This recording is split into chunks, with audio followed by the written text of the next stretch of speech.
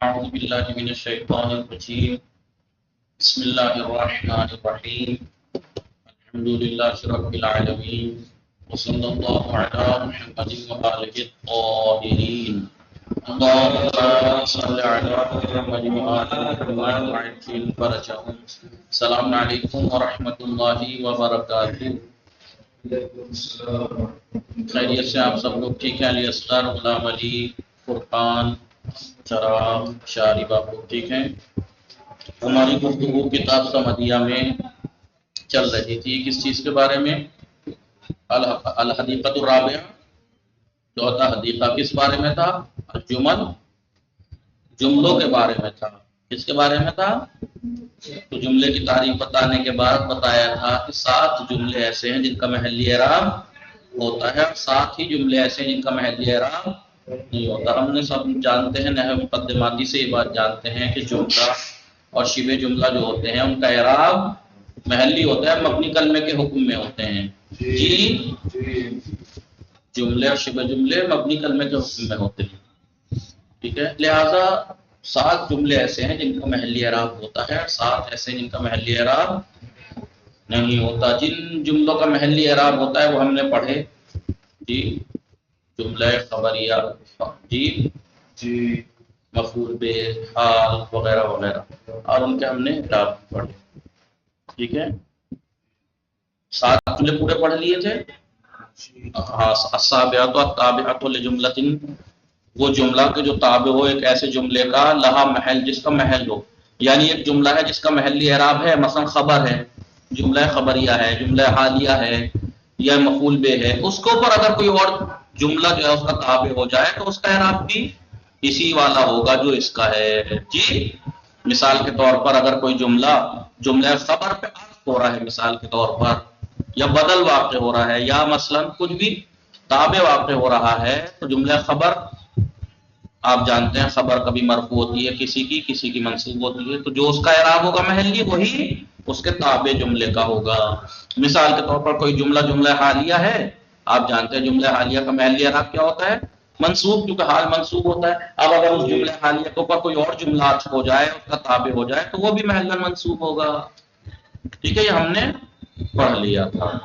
تفصیل آخر یہ پڑھنا تھا، الاولا یعنی وہ جملے کہ جن کا محلی اعراب نہیں ہوتا۔ اولا ان میں سے پہلا کیا ہے؟ مما لا محل لہ، پہلا ان کن چیزوں میں کا پہلا؟ مما ان جملوں میں سے کہ لا محل لہ، کہ جس کا کوئی محل نہیں ہوتا، محلی اعراب نہیں ہوتا۔ الاولا المستانفۃ، پہلا جملہ کون سا جس کا محلی اعراب نہیں ہوتا؟ جملہ مستانفہ۔ جملہ مستانفہ کسے کہتے ہیں؟ وہی کیا ہے؟ مفتح، متفتح کیا ہے؟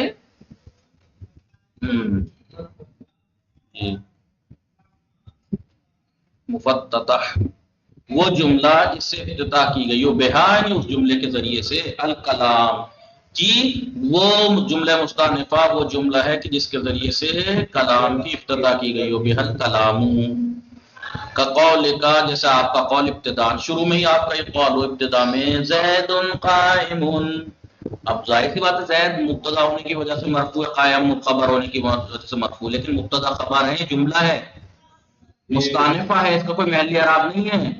کیوں؟ کیونکہ کوئی عامل چھوڑیں گے ان کے اوپر، کہ اس جملے کے اوپر المنقطع، تو کیا ہے؟ المنقطع اما قبلها، یا وہ جملہ کہ جو اب ما قبل سے منقطع ہو گیا ہو، جیسے ولا يحزنك قولهم ان العزت للہ جميعا، دیکھیے لا يحزن کا قولهم الگ جملہ تھا، لیکن ان العزت للہ جميعا یہ پورا جملہ منقطع ہے، اپنے پہلے سے کوئی ربط نہیں ہے۔ وَكَذَلِكَ الْجُمْلَةُ الْعَامِلَةُ الْمُلْغَاةُ لِتَأَخُّرِهِ، وہ جملہ، جی، العاملۃ الملغا، اس کا عامل ملغا ہو گیا ہو اس کے مؤخر ہونے کی وجہ سے، عامل مؤخر ہونے کی وجہ سے۔ نیچے مثال کیا دی؟ نمبر 2، زید قائم ظننت، دیکھیے ظننت تو عامل مؤخر ہو گیا، اس کی وجہ سے عامل ملغا ہو گیا، نہیں یاد ہے؟ نہیں، الغاء تعلیب یاد ہے؟ تو اب یہ زید قائم جو ہے، ظننت تو بعد میں ہم نے جانتے عمل ملغا ہے، بولیے۔ تو پھر کیا کریں گے ہم؟ اسے کہیں گے اس کا کوئی محلی اعراب نہیں ہے۔ اما الملغى للتوسط، لیکن یہ کب ہے؟ جب عامل مؤخر ہو جملے سے۔ اما الملغى، لیکن اگر وہ ملغا ہو رہا ہو عامل کے متوسط میں آنے سے تو پھر جملہ معترضہ کہلائے گا وہ، ٹھیک ہے؟ تو آپ دیکھیں زید اظن قائم میں اظن کیا ہے؟ جملہ معترضہ ہو جائے گا۔ جملہ بھائی اظن فعل اور فاعل ہے نہیں، اور یہ زید قائم ایک جملے کے بیچ میں ہے جی، تو اس کا اظن کا محلی اعراب نہیں ہوگا کیونکہ یہ اس ٹائم جملہ معترضہ ہوگا۔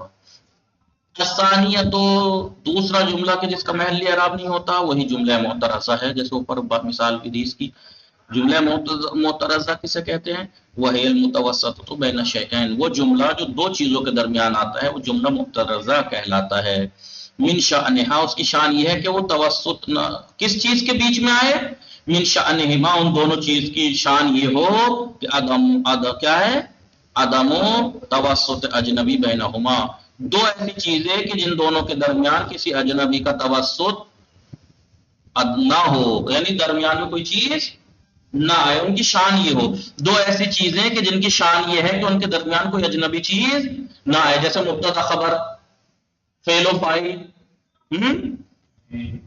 کوئی دو چیزیں، وہ دو چیزیں کہ جن کی شان یہ ہے کہ ان کے درمیان کوئی چیز نہیں آنی چاہیے اجنبی، ان دونوں کے درمیان اگر کوئی جملہ آ جائے، کن دونوں کے درمیان؟ وہ دو چیزیں کہ جن کی شان یہ ہے کہ ان کے بیچ میں کوئی اجنبی فاصلہ نہیں ہونا چاہیے، جیسے مبتدا خبر، فعل و فاعل،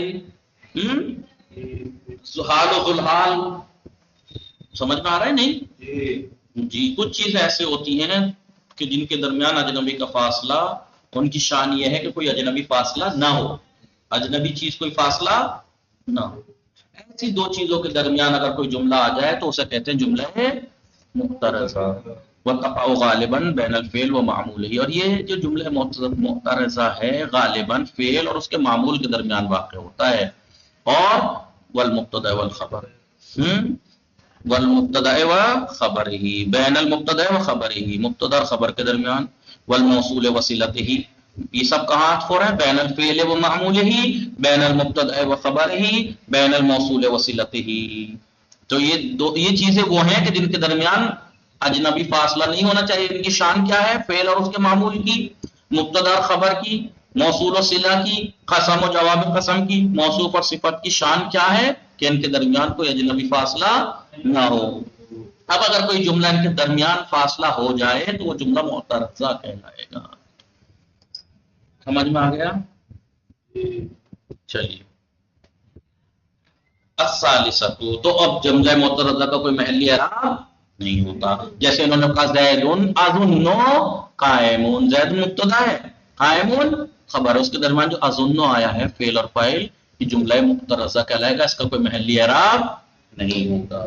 سمجھ میں آیا؟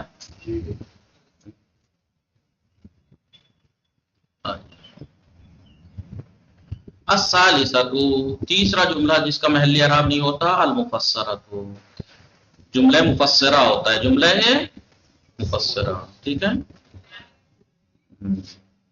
نیچے دے رکھا ہے، ابن ہشام نے مغنی میں کہا ہے کہ مفسرہ کی تین قسمیں ہیں، جو حرف تفسیر سے خالی ہو، ان مسئلہ عیسیٰ، یا ایسے ملا ہوا اے تفسیریہ سے، یا ترمینی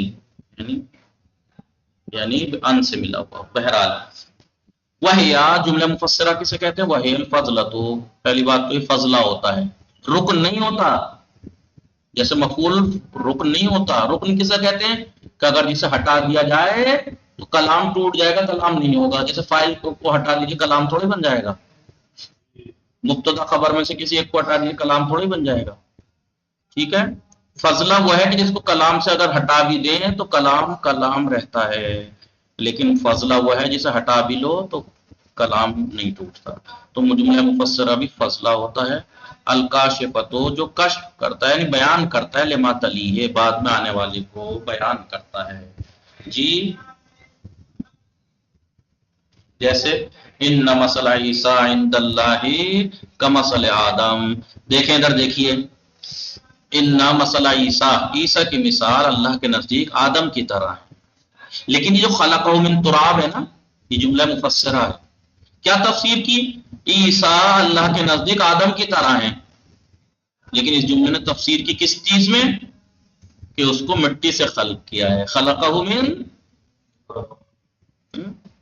ولصح، دو صحیح قولوں میں سے زیادہ صحیح قول یہ ہے کہ انہ لا محل لہ، اس کا کوئی محل اعراب نہیں ہے. یعنی اس کا مطلب دو قول ہے. قول صحیح ہے کہ زیادہ صحیح ہے کہ اس کا کوئی محل نہیں ہے. وقیلہ یہ بھی کہا گیا ہے کہ ہیا بحسب ما تفسر، اس کا جملہ مفسرہ کا اعراب وہی ہوگا جس کی یہ تفسیر کر رہا ہے جو اس کا اعراب ہے. بہرحال زیادہ صحیح ہے کہ جملہ مفسرہ کا کوئی محل اعراب نہیں ہوتا. الرابعہ، تو چوتھا وہ جملہ کہ جس کا محل ہے. تو جملہ مفسرہ سمجھ میں آیا؟ جملہ مفسرہ ایک جملہ ہوتا ہے، کیا ہوتا ہے؟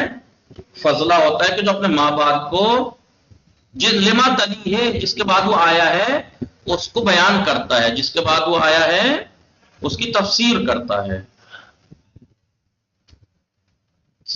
چوتھا کیا ہے؟ صلۃ الموصول، موصول کا جو صلہ ہوتا ہے اس کا بھی محل اعراب نہیں ہوتا.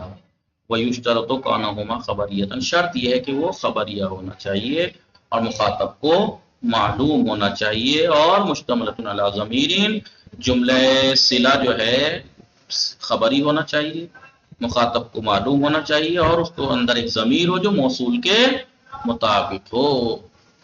الذی قام ابوہ، جاء الذی، الذی موصول ہے نا، صلہ کیا ہے؟ قام ابوہ، قام جاءنی الذی، میرے پاس وہ آیا. کون؟ قام، یا قام ابوہ کا ابوہ قائمون، تو ابوہ قائمون صلہ ہے نہیں، ابوہ اس میں ضمیر ہے، ابوہ قائمون اس کا باپ کھڑا ہے. جس کا باپ کھڑا ہے وہ آپ کو پتا ہونا چاہیے کون ہے، جس کا جو آیا آپ کے پاس جس کا باپ کھڑا ہے وہ آپ کو پتا ہونا چاہیے مخاطب کو. خبری تو ہے ہی. ٹھیک ہے، انہوں نے کیا مثال دی نمبر 4 میں؟ ہاں، یعنی اس کے اندر ایک ضمیر ہونی چاہیے جو موصول کے مطابق ہو، مفرد تثنیہ جمع میں، مذکر مؤنث میں. میں نے کہا جاءنی الذی قام ابوہ، میں کہوں جاءنی اللاتی قامت قام ابوہ، ٹھیک ہے، مفرد تثنیہ جمع میں. الخامسۃ، پانچواں وہ جملہ کہ جس کا محل اعراب نہیں ہوتا. المجاب بہ القسم، جس کے ذریعے سے جواب قسم دیا گیا ہو. المجاب بہ، جس کے ذریعے سے جواب دیا گیا ہو قسم کا. ٹھیک ہے، یعنی جواب قسم کا بھی محل اعراب یاسین والقرآن الحکیم، قرآن حکیم کی قسم. واو قسم ہے نا، جواب قسم کیا ہے؟ انک لمن المرسلین. یہ جملہ ہے، اس کا محلی اعراب نہیں ہوتا. وہ جملہ جو جواب قسم واقع ہو اس کا بھی محلی اعراب نہیں ہوتا. وَمَتَى اجْتَمَعَ شَرْطٌ وَقَسَمٌ، کبھی کبھی ایسا ہوتا ہے شرط اور قسم دونوں جمع ہو جاتی ہیں. بولو بھائی، شرط بھی ہے قسم بھی ہے، دونوں کو جواب چاہیے. شرط کو بھی جواب شرط چاہیے اور قسم کو بھی جواب قسم چاہیے. تو کس کو جواب دیں؟ اختفیا بجواب المتقدم منہما، ان دونوں میں سے جو پہلے شرط ہے تو وہ جو بعد والا ہے وہ جواب شرط کہلائے گا، اور اگر پہلے قسم ہے تو وہ جواب قسم کہلائے گا. بس ایک پہ اکتفا کی جائے گی. الا، مگر یہ کہ اذا تقدمہما، کیا ہے تقدمہا، اس کو مقدم ہو جائے مفتقر الی خبر، کہ جو خبر کا محتاج ہو، فیکتفا بجواب الشرط مطلقاً، تو جواب شرط پہ اکتفا کی جائے گی مطلقاً، چاہے شرط مقدم ہو چاہے قسم مقدم ہو. چاہے شرط مقدم ہو، پہلے کیا کہا؟ اگر مثلا لو واللہ لو، تو لو کو بھی جواب شرط چاہیے. لو شرطیہ ہے نا، اسے جواب شرط چاہیے. اور واللہ قسم ہے، اسے جواب قسم. تو جو ان میں مقدم ہوگا، مثلا واللہ مقدم ہے تو بعد میں جو آئے گا جواب قسم کہلائے گا، اور اگر شرط مقدم ہو تو وہ جواب شرط کہلائے گا. ٹھیک ہے، مگر یہ کہ اگر ان سے پہلے، کس سے پہلے؟ شرط یا قسم سے پہلے، ان دونوں سے پہلے اگر کوئی ایسی چیز مقدم ہو جائے کہ جسے خبر چاہیے تو پھر جواب شرط مانا جائے، جواب شرط پہ اکتفا کی جائے گی، چاہے شرط پہلے ہو چاہے قسم پہلے ہو. ٹھیک ہے، اچھے میں دیکھیں، چاہے ہاں جیسے زیدون، اب زید مقدم ہو گیا نہیں؟ زید کو خبر چاہیے نہیں؟ بولو ان تقم واللہ یقم، ان تقم واللہ یقم. دیکھیں میں مثال لکھ کے دکھاؤں تو اس پہ پریکٹیکل کر کے دکھاؤں. آئیے پہلے اس کی مثال دے دیتے ہیں. واللہ ناتیتنی اکرمتک، مثال پڑھو. واللہ واللہ ان آتیتنی لا اکرمک. دیکھیں لا اکرمک کا جواب ہے، لیکن یہ بتاؤ جواب شرط ہے ان ہے. اگر تو میرے پاس آئے میں تیرا اکرام کروں گا، اکرم. اور قسم بھی ہے، تو قسم کو جواب قسم چاہیے، شرط کو جواب شرط چاہیے. تو انہوں نے کیا کہا جو مقدم ہے اس کا جواب مان لیجیے، اس پہ اکتفا کی جائے گی جواب قسم پہ. اور اگر یہ ان پہلے ہوتا ان واللہ آتیتنی الاکرم کا، تو پھر کیا ہوتا؟ پھر یہ جواب شرط ہوتا، جواب قسم. انہوں نے کہا جو مقدم ہو، جب کبھی شرط اور قسم، شرط اور قسم ایک جگہ جمع ہو جائیں، کیا ہو جائیں؟ ایک جگہ جمع ہو جائیں. اکرمتک،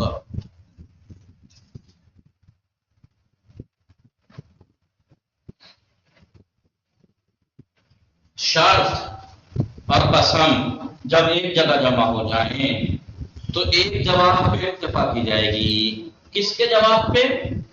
جواب شرط پہ یا جواب قسم پہ؟ کا جو مقدم ہو اس پہ اتفاق کی جائے گی، یعنی بس یہ جواب قسم پہ اتفاق کر لی جائے گی. اور اگر شرط مقدم ہوتی تو جواب شرط پہ اتفاق کر لی جاتی. سمجھ میں آیا نہیں؟ علی اصغر یہ کہہ رہے ہیں جب کبھی شرط، یہاں شرط بھی ہے، انہیں شرطیاں ہے نہیں، اسے جواب شرط چاہیے، اسے جواب شرط چاہیے. آپ جانتے ہیں نا انہیں شرط و جزا چاہیے نہیں. آپ یہ آتیتنی ان شرطیاں ہے، شرط جواب شرط، پہلے شرط جواب شرط. لیکن جب قسم کے ساتھ ہو جائے، قسم بھی ہے، قسم بھی آپ جانتے ہیں قسم کو جواب قسم چاہیے ہوتا ہے. تو اگر خالی ان ہوتا تو آپ سیدھا سیدھا کہتے تھے ان شرطیہ پہلے شرط جواب شرط. اور اگر خالی قسم ہوتا تو کیا ہوتا؟ تو آپ کہتے قسم جواب قسم. لیکن اگر یہ دونوں ایک ساتھ آ جائیں، شرط اور قسم دونوں، تو ایک جواب پہ اتفاق کی جائے گی، لیکن وہ جواب کس کا ہوگا؟ جو مقدم ہوگا. قسم مقدم تو جواب قسم، شرط مقدم تو جواب شرط ہوگا. سمجھ میں آیا؟ جی. ان تعطینی واللہ ہے، ان تعطینی واللہ ہے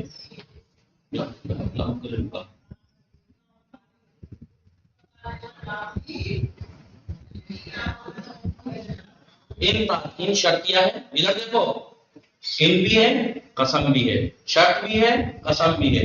اسے کہیں گے ان شرطیہ پہلے شرط، اسے کہیں گے جواب شرط. جواب شرط. تو شرط اور قسم جب ایک جگہ آ جائیں تو ایک کے جواب پہ اتفاق کی جائے گی، کون سے پہ؟ جو مقدم ہو. لیکن اگر ان دونوں سے پہلے کوئی ایسی چیز آ جائے جسے مبتدا چاہیے، جسے خبر چاہیے، جسے خبر چاہیے، جسے خبر چاہیے. مثال کے طور پر زید مبتدا ہے، اسے خبر چاہیے نہیں؟ ان تقم واللہ اقوم. اقومو تھا، اقومو جب جزم آیا اقوم التقاء ساکن ہوا، واو گر گئی. اقومو تھا، واو گر گئی التقاء ساکن جب جزم. تو اگر انہوں نے یہ کہا، ایک منٹ تو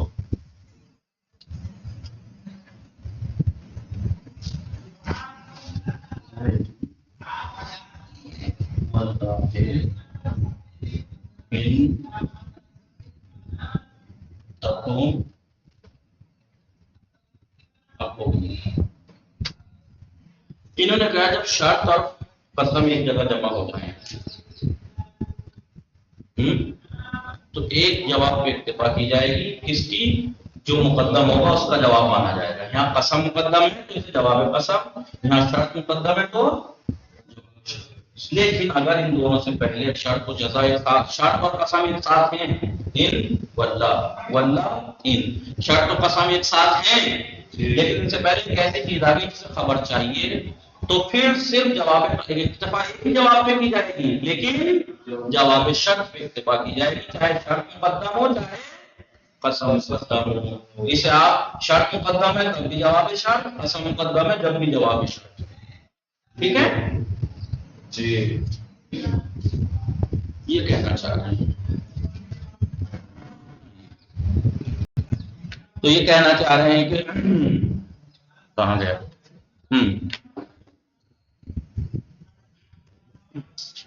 متى اجتمع شرط و قسم، جب کبھی شرط اور قسم ایک ساتھ جمع ہو جائیں، اکتفیا اکتفا کی جائے گی کس کے جواب پر؟ بے جواب متقدم منہما، ان دونوں میں سے یعنی شرط اور قسم میں سے جو مقدم پہلے ہے اس کے جواب پر اکتفا کی جائے گی، مگر یہ کہ ان سے پہلے اگر آ جائے کوئی ایسی چیز ما یفتقر الی خبر، جو خبر کی محتاج ہو، تو فیکتفا بجواب الشرط مطلقاً، تو جواب شرط پہ اکتفا کی جائے گی مطلقاً، چاہے شرط مقدم ہو چاہے مطلقاً سے مراد لکھ لو چاہے قسم مقدم ہو. باقی انشاءاللہ کل پڑھیں گے. وصلی اللہ علی محمد وآلہ الطاہرین. اللہم صل علی محمد وآل محمد وعجل